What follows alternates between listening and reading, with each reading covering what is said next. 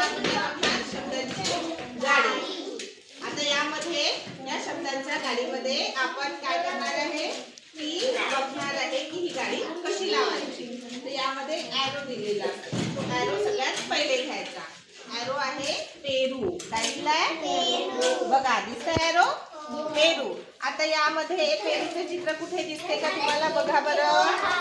हा आहे ना. मग याला इथे लावायचं. आता काय नाव लिहिलंय इथे? चिकू. चिकूचे चित्र? हा चला लावा बरं. छान. Very good.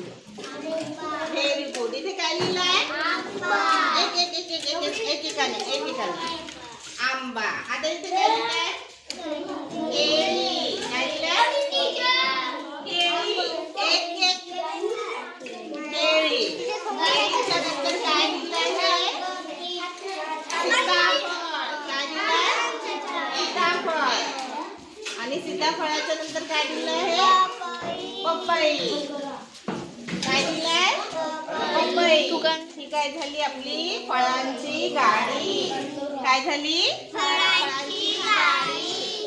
काय झाली? फळांची गाडी. ठीक आहे.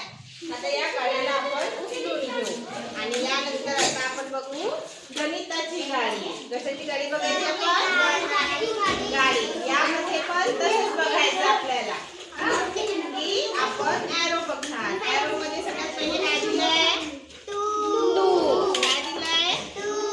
पण हे मराठीत दिलेलं आहे. मराठीत याला आपण काय म्हणतो? दोन.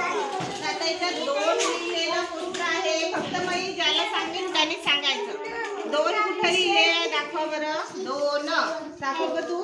हा करेक्ट. हे दोन लिहिलेले आहे.